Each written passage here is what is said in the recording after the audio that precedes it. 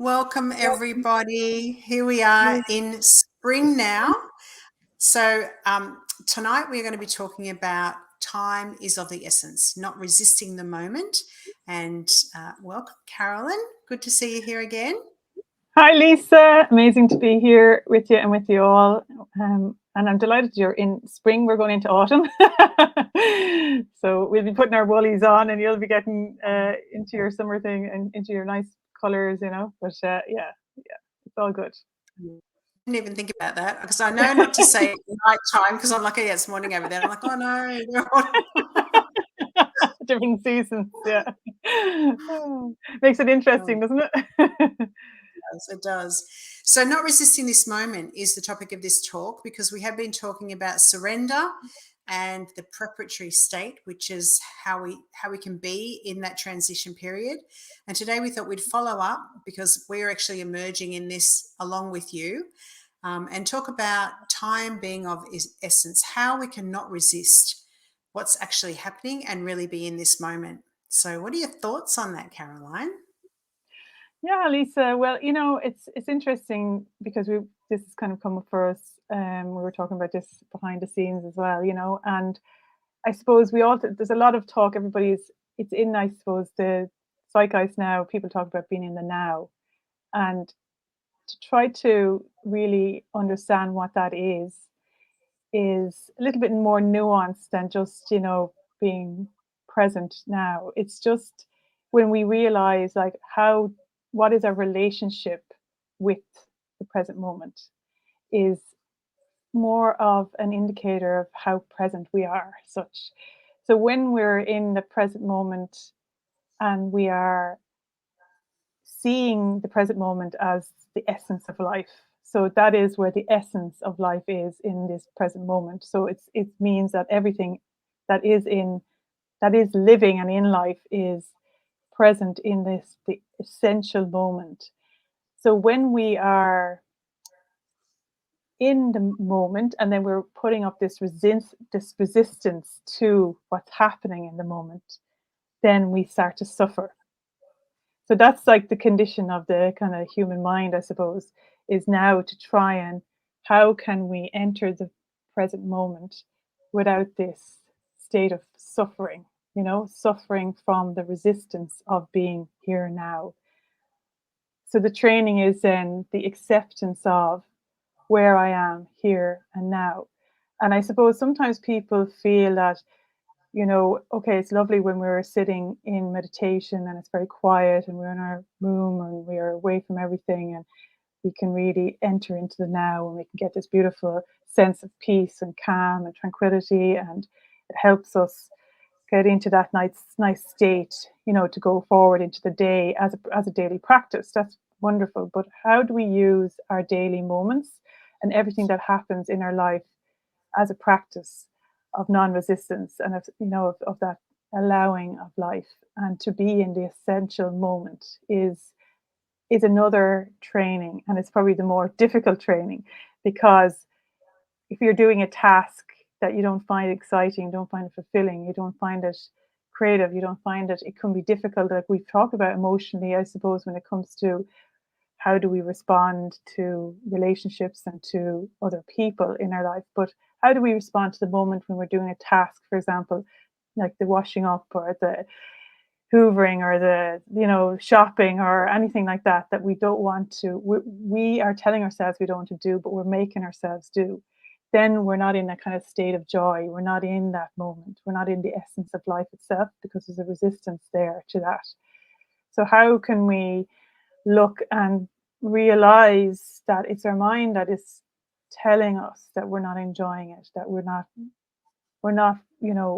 we could be somewhere else. It could be trying to take us out of the moment. It's trying to project us to a future moment where when we have this done, we'll be in better form. When I get this shopping done, I'll be at home and I'll be having my dinner and I'll be in better form. So I'm moving forward, and this rush and this push to get the task done.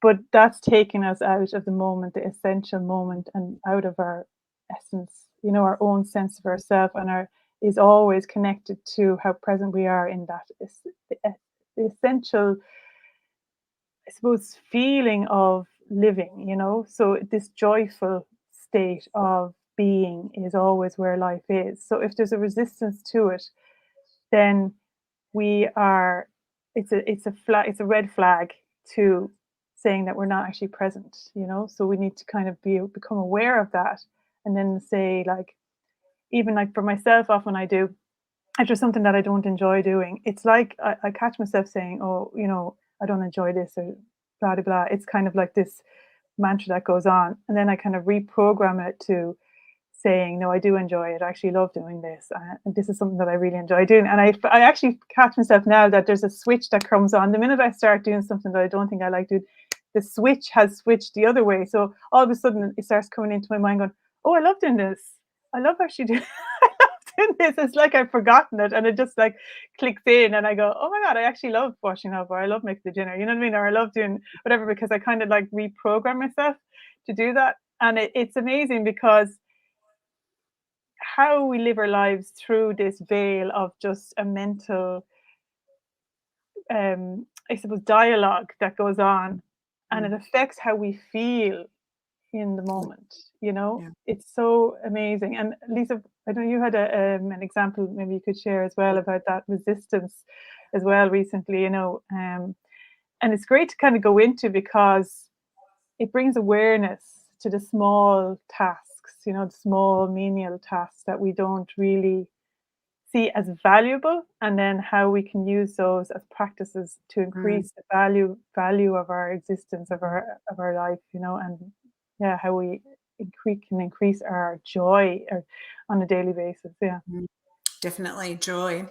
But first of all, before I want to give you this example, because this is actually what happened to me last Friday, and that's why we're talking about it tonight, because Yeah. I had this big realization around it and completely shifted it around. And it was really just so impactful for me. But what you said before about when we're like, I don't like this, resisting it because I want to get to that next moment, I've got to, when I get there, I'm going to feel okay.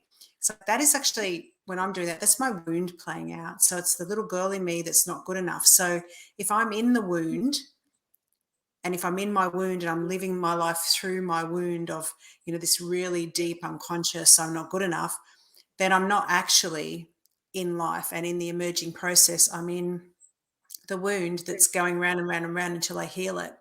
So that's a really good, like what you said, a red flag. If I feel that, I know that it's my wound playing out, projecting out from my unconscious into my real life. And then Mm. I need to stop so that I can do something about it. Otherwise, I'm just going to get more of the same.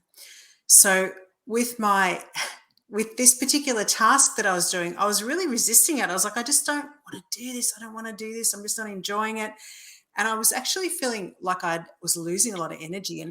And Carolyn said to me, maybe it's your resistance that is like sucking your energy. And I'm like, oh yeah, that's actually probably a really good point. But it's like, how could I not resist this, right? And I'm thinking, how can I not resist this? And I kept coming into this, and we talked about this last week, this place of surrender. But it's like this surrender where, if I fully trust life, if I fully trust how life is emerging through me and my role in life, and I learn to practice trusting that, then I actually know that everything is being orchestrated for me, and that I can totally trust the timing of things.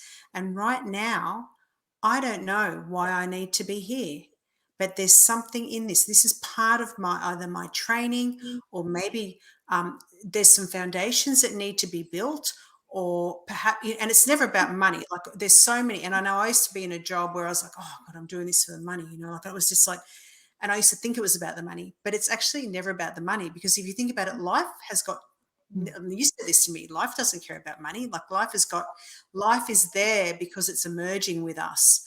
And so this emergence of life through me has got nothing to do with me having to work to earn money, but it's got everything with me having to be in this situation so that I can become who I need to be, so that other people can become who they need to be, so that when time is ready for me to shift that situation, everything is in place. All the pieces of the puzzle are in place.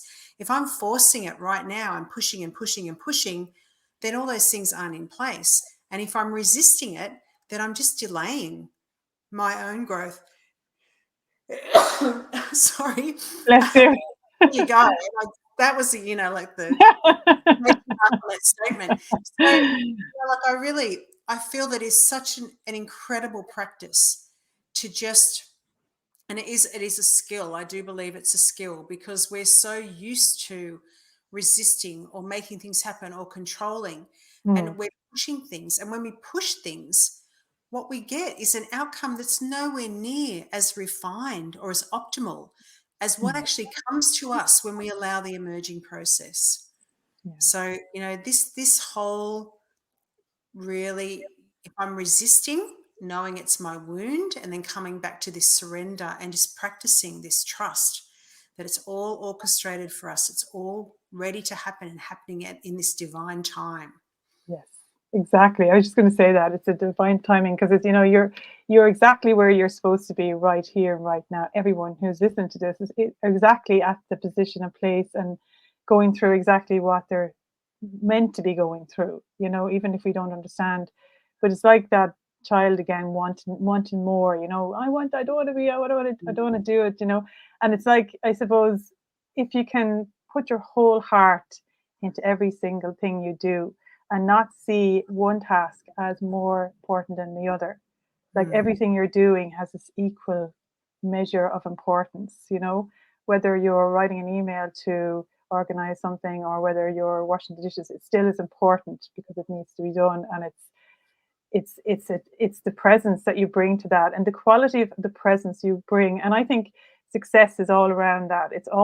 That's the secret to success, is no matter what you're doing, whatever job you're doing, if you're working in a shop and you're serving people, if you put your whole heart into that, and if you are as present and as alive in that, meeting people and greeting people and serving people to the best of your ability, that that gets noticed, that gets noticed as well. So you're putting your best forward, but also life then is going to respond to that, because you're attracting then, you're creating this beautiful atmosphere in the shop.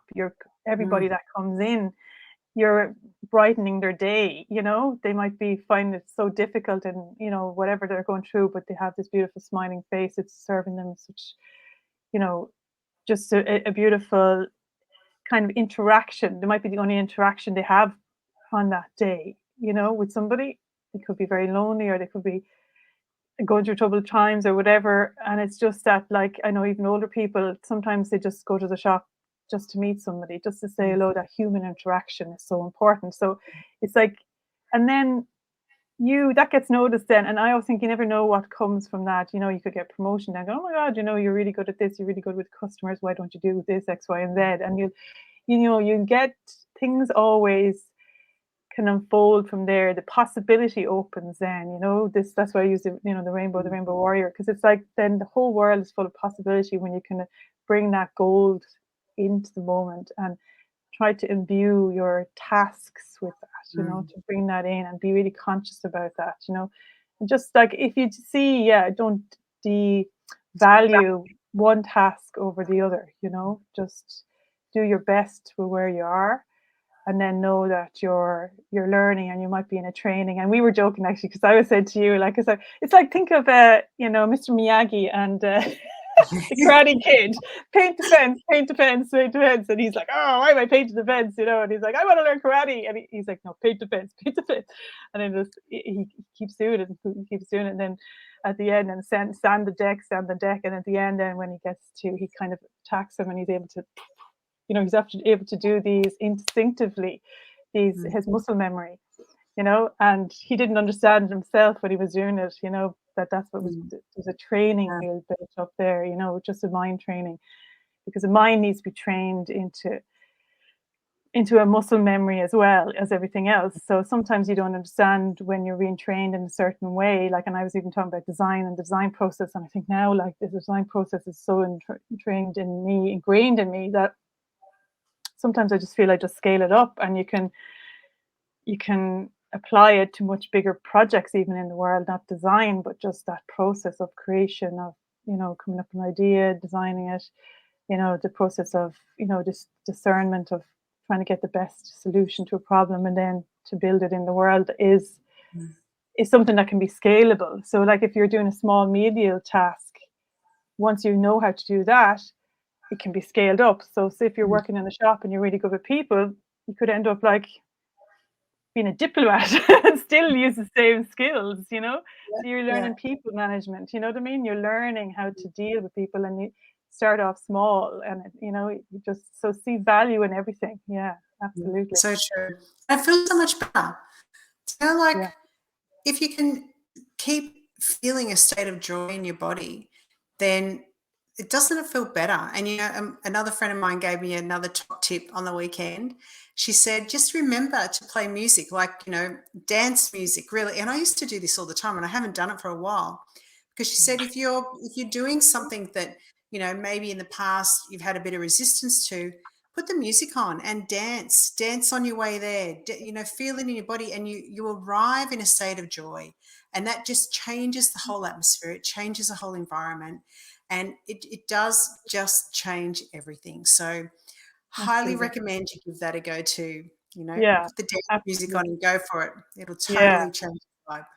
that's brilliant, because even with my kids doing their chores or doing their bedrooms, and I would say like, it doesn't have to be hard. Don't make it fun. Put the No. music on, and yeah, they're like, oh yeah, yeah, Makes you it know. easy. So Yeah, yeah. yeah, I know, and you yeah, just got to think about doing it, because half the yeah, time you just don't think about it. Half the time your mind, the wound gets in the way and just goes, you know, yeah, and it's like it's just conscious awareness. Actually, I don't have to. And in fact, if I loved myself more, I would not allow myself to go into a state of resistance, because it doesn't feel good.